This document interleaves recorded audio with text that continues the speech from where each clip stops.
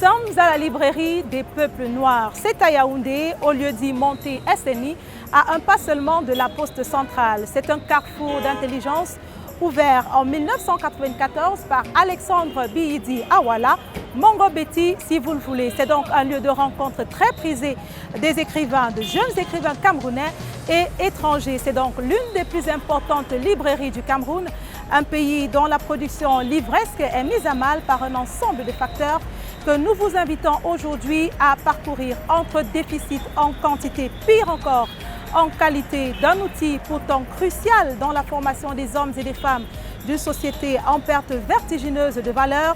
C'est l'ensemble de ces dispositifs placés sous la tutelle du ministère des Arts et de la Culture que nous vous invitons à interroger. Intrusion dans un domaine également en difficulté au Cameroun. Suivez-nous.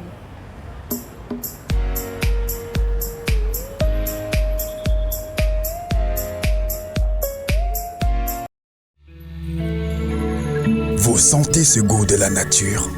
C'est l'Artémisia. Cette plante efficace contre le paludisme, maintenant disponible dans notre vitrine en ligne sur focusmediafrique.com. De l'Artémisia pour prévenir et rompre avec le paludisme. 40 grammes, 2500 francs et 3000 francs. Passez vos commandes au 671 744 756 ou dans notre vitrine en ligne sur focusmediafrique.com.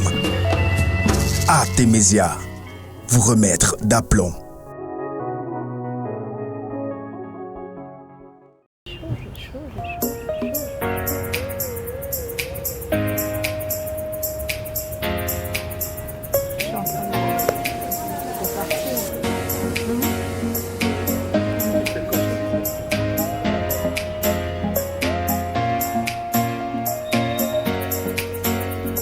Bonjour madame, bonjour monsieur. Pardon? Vous êtes là pour acheter des manuels scolaires, c'est cela? D'accord. Et vous penchez pour quel manuel? D'abord c'est pour l'école primaire. D'accord. Pour deux classes, le cours moyen 1 Okay. et le cours élémentaire deuxième année. D'accord. Vous avez eu beaucoup de facilité à le trouver ici apparemment? Oui, la librairie offre quand même beaucoup de facilité. On a tout un panel de manuels, puisque j'ai eu à faire également des achats en ce qui concerne le collège, notamment la classe de 4e. Donc je pense que la librairie des peuples noirs sans publicité a quand même le maximum pour satisfaire les clients et les parents à cette période de début d'année scolaire. D'accord, on va vous souhaiter de poursuivre vos différents achats. Et à madame, on peut visiter les rayons, madame? On peut visiter les rayons? Oui, oui. D'accord, merci beaucoup. À tout à l'heure.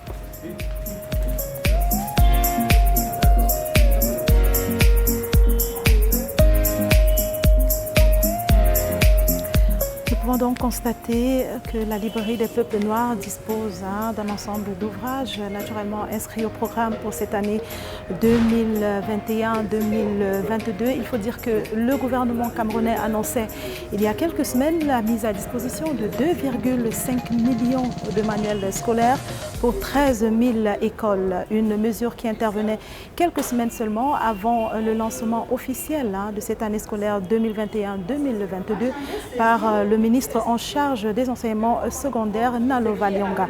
Je vous propose d'aller prendre l'économie de ce lancement officiel-là, de cette année scolaire, avec Thierry Eteke. Modernisation et résilience du système éducatif pour une éducation de qualité. Voilà le thème de la rentrée scolaire 2021-2022 lancé par Nalo Valionga, ministre des enseignements secondaires. Un lancement qui intervient après cette vague d'indignation, vague de crainte, vague d'atermoiement au sujet du démarrage effectif de la dite rentrée scolaire. La bonne nouvelle, c'est qu'il y a un communiqué qui circule d'ailleurs et qui a été largement partagé, signé par le ministre Laurent-Serge Etundingwa de l'éducation de base, Nalo Valionga de l'éducation de l'enseignement secondaire autant pour moi, qui fixe le cap pour le 6 septembre 2021. Je vous propose quelques réactions des parents et du corps et de la communauté éducative suite à cet événement. Pour cette rentrée, elle est quand même spéciale. Donc pour les parents aussi, donc le temps aussi de visualiser au niveau des écoles. Et je pense même que les ouvertures au niveau des places, on a aussi donné cette ouverture à tout le monde de pouvoir se retrouver. Vu qu'avec le Covid et tout, donc je pense qu'au niveau de l'État, on a essayé de changer beaucoup de choses pour les parents, comme nous sommes, donc c'est un peu différent. Comme on a repoussé la date alors que ce n'était pas cela, ça a un peu perturbé les enfants parce que juste à nos jours ici dans au marché, vous allez encore trouver certains élèves encore en train d'exercer le business parce que l'école est déjà, les élèves sont déjà en classe, mais certains sont encore au marché parce qu'ils ne sont pas encore prêts. La survenue de la pandémie à coronavirus a sérieusement impacté le système éducatif. Pendant la rentrée scolaire 2020-2021, on a connu le système des mi-temps. Cette année scolaire 2021-2022, le découpage est un tout petit particulier. Pendant ce dernier trimestre de cette année 2021, les élèves et autres écoliers auront droit à 2 trimestres. Le premier trimestre d'ailleurs qui commence le 6 septembre 2021 pour s'achever autour du 24 novembre, avant d'entamer d'ailleurs la première partie du deuxième trimestre qui, quant à lui, va s'achever le 17 décembre, question de permettre aux uns et aux autres de pouvoir aller sereinement passer les congés de Noël.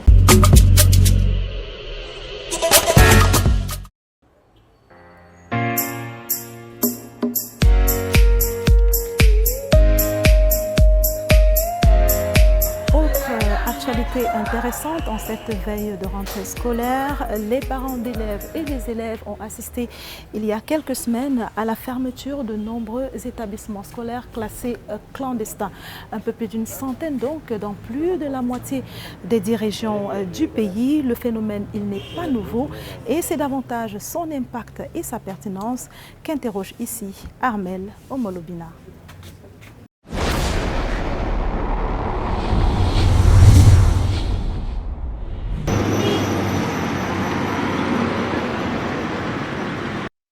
À quelques jours de la rentrée scolaire 2021-2022, la traque aux établissements clandestins battait son plein.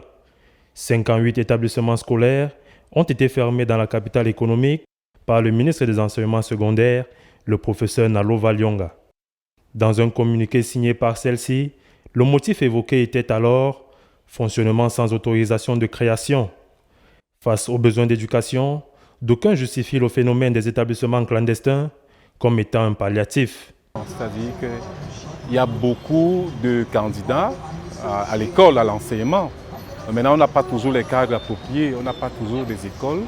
Si vous allez en zone reculée, ce n'est pas évident. C'est-à-dire que le niveau de scolarisation est appréciable, mais il n'y a pas toujours d'établissement. La fermeture des établissements qui fonctionnent dans l'irrégularité n'est pas un phénomène nouveau. Seulement, quelle suite donne-t-on après la fermeture?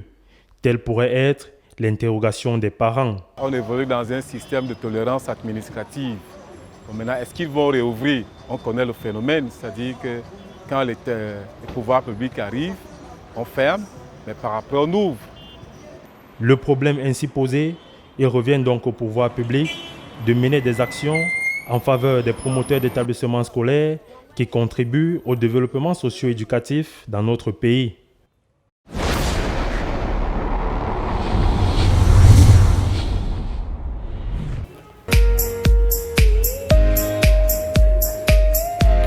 Monial, les larmes de la patience. Il faut dire qu'après son sacre au dernier prix Goncourt, il est rentré au programme cette année. Vous regardez Focus Culture sur Focus Média Afrique. Le livre est donc placé sous la tutelle du ministère des Arts et de la Culture. L'industrie du livre au Cameroun, vous le savez désormais, n'affiche pas fière figure entre pénurie trop régulière des manuels scolaires et énormes difficultés rencontrées par l'ensemble des acteurs de la chaîne, notamment les éditeurs et les libraires, pour ne citer que cela.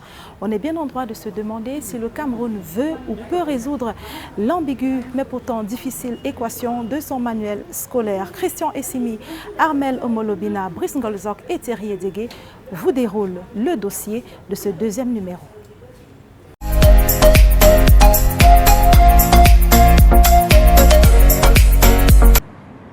Grand est aujourd'hui le paradoxe que connaît le secteur du livre au Cameroun, dominé en face par une forte et abondante production et à l'opposé, noyés dans une forme d'indifférence généralisée.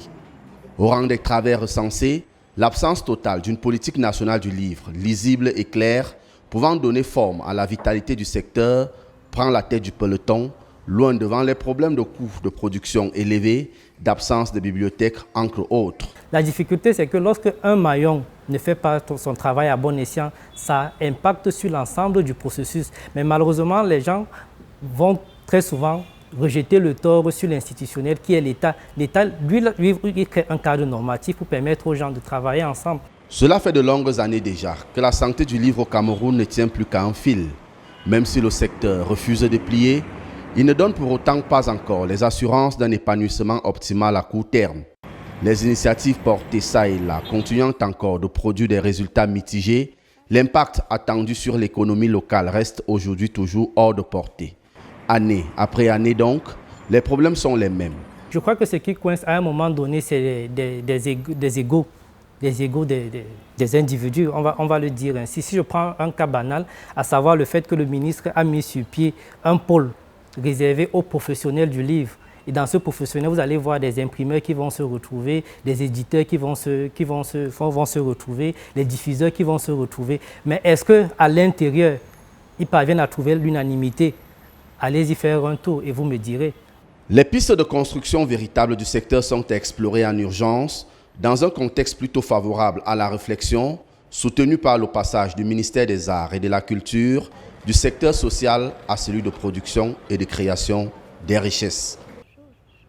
La régulation des activités de production et de commercialisation du livre scolaire se veut un impératif. Si hier, chaque éditeur fixait le prix du livre de manière libre, le phénomène mettait les parents dans un embarras désobligeant.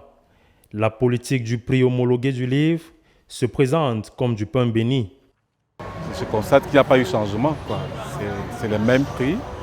Mais ce qui est plus appréciable, c'est que ça permet que les gens ne fassent pas la surenchère. C'est-à-dire qu'on se limite uniquement au prix homologué et on peut acheter les manuels scolaires. Chez les libraires de profession, l'homologation du prix du livre scolaire est un caillou dans la chaussure. Pour dire vrai, dire qu'on trouve encore notre compte comme les années passées, c'est un peu difficile. Oui, depuis l'homologation du livre, vous voyez, les éditeurs ne donnent plus un pourcentage comme avant. Ils sont entre 18, 15, 20%. Oui. Donc, c'est difficile vu les charges que nous avons. Il faut payer le bail, il faut payer l'électricité, les impôts, tout ça. Donc, vraiment, ce n'est pas facile. Dans la chaîne de la communauté éducative, si parents et élèves trouvent leur compte dans l'homologation du prix du livre scolaire, il reste aux éditeurs de revoir les pourcentages de gains afin de satisfaire le libraire, commerçant final de la chaîne. Dans ces rayons se trouvent de nombreux manuels édités par les opérateurs locaux du secteur. Un vent positif pour les promoteurs camerounais de ce marché d'environ 200 milliards de francs CFA annuels, selon une récente enquête de l'Institut camerounais des statistiques, mais dont les dividendes sur l'ensemble de la filière ne paraissent pas tenir la promesse des fleurs. Bon, ce que je peux proposer, faut que si les éditeurs peuvent revoir au niveau du pourcentage. Le problème que nous avons, peut-être dans notre zone ici, c'est en fait, on vend des livres de partout maintenant. Vous allez trouver dans des supermarchés, des boulangeries, tout ça. Un cri d'alarme de la part de ce distributeur à l'endroit des éditeurs locaux qui, pourtant, gagnent du terrain depuis une demi-décennie. Désormais, c'est 75% de parts de marché à eux réservées contre 5% il y a quelques années, avec des prix qui varient en fonction du niveau d'enseignement. Bon, les prix varient au niveau du primaire, les prix varient de 1600, 1800 à 2000. Au secondaire, les prix commencent à 3500 à 8000 pour les classes de terminale. Des variations de prix que les éditeurs du terroir prennent sans doute bien à leur compte. La rentrée scolaire constitue une période de stress et de grande épreuve pour la communauté éducative. La pomme de discorde semble être le manuel scolaire. Malgré la création du Conseil national d'agrément du manuel scolaire, la polémique persiste. Au banc des accusés, l'État, à travers le ministère des Arts et de la Culture, s'explique. L'État, notamment le ministère des Arts et de la Culture, a un rôle institutionnel. En tant que tel, il crée le cadre normatif pour permettre le plein épanouissement des acteurs du secteur. À tort ou à raison, ce cadre normatif semble ignoré, voire bafoué par l'ensemble des acteurs du secteur du livre, au grand désarroi des plus faibles. C'est un peu difficile. Oui, depuis l'homologation du livre, vous voyez, les éditeurs ne donnent plus un pourcentage comme avant. Ils sont entre 18, 15, 20%. Oui. Donc, c'est difficile vu les charges que nous avons. L'adoption d'un livre unique par matière en fonction des classes continue de créer des gorges chaudes sur le contenu et la qualité des éditeurs affectés à cette tâche.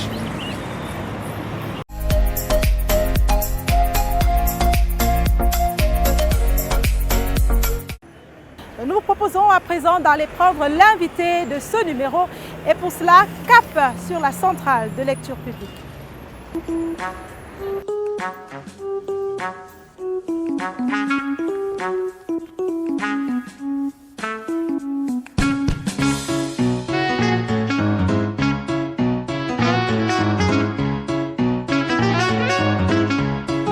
Merci de poursuivre ce voyage dans l'antre du livre scolaire au Cameroun. Nous sommes donc à la centrale de lecture publique, c'est à Yaoundé, et avec nous notre invité de cette deuxième livraison de Focus Culture sur Focus Média Afrique, Campouer. Campouer, vous êtes le chef service du développement de la lecture publique à la direction du livre et de la lecture au ministère des Arts et de la Culture. Bonjour à vous et merci d'avoir accepté de recevoir notre émission. Bonjour à vous, le plaisir est partagé. C'est tout un honneur pour nous d'éclairer vos téléspectateurs. Alors, nous parlons du livre scolaire aujourd'hui. Comment est-ce qu'il se porte de façon générale, le livre scolaire? De façon générale, je crois que la terminologie qu'il faudrait employer, c'est manuel scolaire. Parce que le livre, il a d'autres composants. Le manuel scolaire, parce que c'est un outil qui accompagne les éducateurs dans leur travail régalien. Donc je pense pour ma part qu'au regard de ce que l'État a mis sur pied une commission en charge de manager tout ce qui concerne le manuel scolaire, la Commission nationale d'agrément du manuel scolaire et d'autres matériels didactiques présidée par le professeur Common Jean-Paul et dont le secrétariat est assuré par le professeur Mvunda Etoin. Je crois qu'ils font un travail qui est appréciable malgré notre contexte. Alors maintenant, quel est le rôle de votre direction dans l'encadrement et la régulation du domaine? La direction du livre et de la lecture a ses missions. La Commission nationale en a également les siennes. Pour ce qui concerne précisément la direction du livre, de manière globale, elle est en charge d'accompagner tout ce qui produise la littérature de manière qualitative pour le Cameroun. Voyez-vous, en termes de diplomatie culturelle, la littérature est un pan essentiel parce que ça reflète l'identité d'un peuple. Et ce que le ministère des Arts et de la Culture, au travers de la direction du livre, fait, c'est de pouvoir accompagner ces acteurs-là. Et cet accompagnement s'articule comment très exactement? Oui, l'accompagnement il est pluriel. Déjà, pour ceux qui suivent un peu l'actualité du ministère des Arts et de la Culture, nous sommes sensiblement au terme du concours littéraire national jeune auteur que le ministère a lancé à la 5e édition, dont l'objectif est de pouvoir détecter des bons talents qu'on va accompagner dans le cadre soit des ateliers d'écriture pour qu'eux également ils puissent apporter leur modeste contribution à la littérature nationale de manière globale. Ça, c'est un aspect. Un autre aspect, c'est également lorsque un auteur camerounais a un projet éditorial qui nous semble reflète aussi bien les réalités identitaire de notre pays, le ministère, avec la modestie de ses moyens, apporte également un accompagnement dans ce sens. Et dans le passé, avant la pandémie, le ministère organise régulièrement ce qu'on appelle le Salon international du livre de Yaoundé, Silia, qui est également un autre cadre, une autre tribune qui permet à ce que les acteurs, que ce soit les producteurs, mais également les professionnels du livre puissent se retrouver pour travailler ensemble et voir dans quelle mesure accompagner l'État pour que le paysage littéraire national soit davantage, on va dire, émergent. On sait que le livre, il y a un certain nombre d'avis qui voudraient que le livre au Cameroun ne se porte pas du tout bien. Est-ce qu'on peut s'intéresser à qui fait quoi dans la chaîne de production et de livraison? Je crois que qui fait quoi est une question tout à fait essentielle parce que très souvent les gens font l'amalgame. L'État, notamment le ministère des Arts et de la Culture, a un rôle institutionnel en tant que tel. Il crée le cadre normatif pour permettre le plein épanouissement des acteurs du secteur. D'un autre côté, il y a ce qu'on appelle les professionnels du livre, où vous voyez, il y a plusieurs maillons de la chaîne, que ce soit le producteur qui est l'écrivain, jusqu'à ce que le livre soit disponible au niveau de la librairie. Il y a un certain nombre d'acteurs que l'on retrouve au niveau de la chaîne. La difficulté, c'est que lorsque un maillon ne fait pas son travail à bon escient, ça impacte sur l'ensemble du processus. Mais malheureusement, les gens vont très souvent rejeter le tort sur l'institutionnel qui est l'État. L'État, lui, il crée un cadre normatif pour permettre aux gens de travailler ensemble. Donc, quand les responsabilités sont partagées de cette façon et que chacun s'attelle à faire son travail, on aurait des résultats assez probants. Si le souci, ce n'est pas l'institutionnel, d'après vous, qu'est-ce qui coince alors? Qu'est-ce qui coince? Ça serait mon avis, un avis, je vais dire personnel. Je crois que ce qui coince à un moment donné, c'est des égos des individus, on va le dire ainsi. Si je prends un cas banal, à savoir le fait que le ministre a mis sur pied un pôle réservé aux professionnels du livre. Et dans ce professionnel, vous allez voir des imprimeurs qui vont se retrouver, des éditeurs qui vont se retrouver, les diffuseurs qui vont se retrouver. Mais est-ce qu'à l'intérieur, ils parviennent à trouver l'unanimité? Allez-y faire un tour et vous me direz. Alors, s'il faut un peu s'intéresser aux livres scolaires ou aux manuels scolaires, comme vous nous l'avez suggéré tout à l'heure, comment est-ce qu'on peut comprendre aujourd'hui le désordre un peu observé qui voudrait qu'un livre inscrit au programme ne soit pas forcément celui adopté par l'ensemble des établissements scolaires? Je crois que à ce niveau, le problème, c'est malheureusement l'État n'est pas un État policier qui fait en sorte qu'il soit répressif à tous les niveaux pour contrôler les maillons de la chaîne. Mais il doit réguler. Il doit réguler et il régule. Il régule d'ailleurs, il régule. Et il y a un cadre, il y a la loi par exemple qui légifère là-dessus. Mais lorsque un individu ne se conforme pas à la loi, pour l'instant, le ministère des Arts et de la Culture n'a pas ces moyens-là pour être répressif et descendre sur le terrain pour frapper. Ce sont les choses que l'on décrit et que l'on doit tous ensemble se mettre ensemble pour pouvoir les combattre, pour que au moins sur le paysage littéraire, en ce qui concerne le manuel scolaire, que chacun fasse ce qui est attendu pour que ça marche. Mais est-ce que vous ne pensez pas qu'on le décrit depuis un peu trop longtemps aussi? Parce que c'est un phénomène qui est très répandu. On s'en plaint pratiquement chaque année, mais jusque-là, rien n'est fait. Je ne pense pas que jusque-là, rien n'est fait. Mais c'est vrai que malheureusement, les habitudes ont la peau dure. Mais si vous avez souvenance, en observant un tout petit peu le paysage littéraire, dans un passé récent, c'était extrêmement complexe où on retrouvait une pléthore de manuels scolaires. Mais la commission, quand elle a siégé, elle a fixé un cadre normatif qui a permis en sorte que cette tâche puisse un tout petit peu être allégée, telle enseigne qu'on ne se retrouve plus avec une pléthore d'ouvrages qui étaient au programme, mais on a amoindri et sur la durée, ça permet aux parents de respirer également. Merci beaucoup, Campoer. Nous sommes donc à la centrale de lecture. Peut-être un mot sur le lieu qui nous accueille aujourd'hui. Il y a affluence par ici. Est-ce que les Camerounais aiment encore lire? Oui, contrairement à une idée fausse, selon laquelle, quand on veut cacher quelque chose, un Africain, il faut la conserver dans un livre. Nous, l'expérience qu'on a eue, notamment en tant qu'institutionnel, mais également en tant que praticien, on a observé que les Camerounais lisent de plus en plus. Voici un cadre comme celui-ci, la centrale de lecture publique, qui fait du mieux qu'il peut pour pouvoir inviter les Camerounais à venir lire. Et ce qui est encore plus intéressant, c'est que les productions que l'on retrouve ici sont des ouvrages en grande partie produits par les Camerounais et sur le Cameroun. Merci encore une fois à vous, Campoer, de nous avoir reçus. Alors, fidèles téléspectateurs, on se retrouve dans quelques instants seulement pour la suite et naturellement la fin de cette émission. Et c'est avec la rubrique Découverte.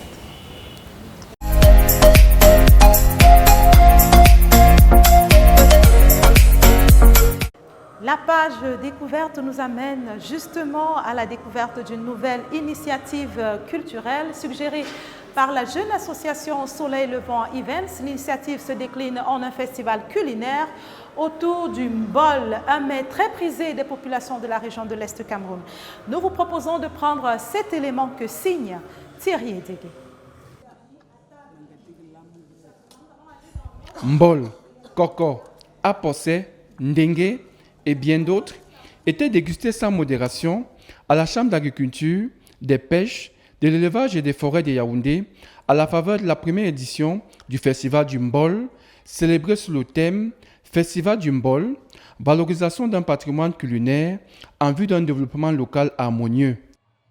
Et vendre tout ce que nous avons comme culture, comme fierté, comme ressources naturelles, c'est en réalité le Cameroun. Qui sont en perte suite à l'occidentalisation galopante. À cela s'ajoute la modernisation à outrance qui balaie tout sur son passage. Il est donc urgent de préserver ce que le Cameroun a de particulier, de cher. S'il y a une occasion qui permet de valoriser nos mets, je ne peux que venir. Je ne peux que venir. Porté par l'association Soleil Levant Event, ce festival est unique en son genre, car il se tient le même jour dans différents endroits du monde. Pour cette première édition, Paris, Marseille et une partie de l'Allemagne se sont joints au Cameroun.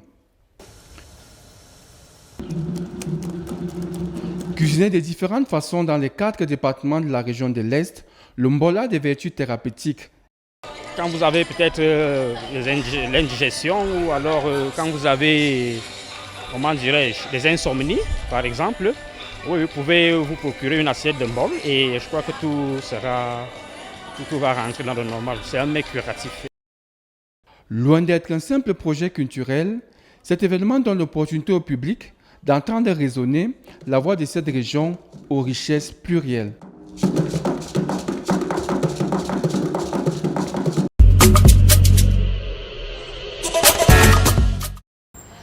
C'est ici que s'achève cet autre numéro de Focus Culture sur Focus Média Afrique, une édition consacrée aux livres scolaires ou plus correctement aux manuels scolaires. Le calvaire va donc vraisemblablement se poursuivre pour l'ensemble des maillons de la chaîne, ceci sous le regard impuissant du ministère des Arts et de la Culture qui, faut-il le rappeler, est passé du domaine social à celui de la production des services.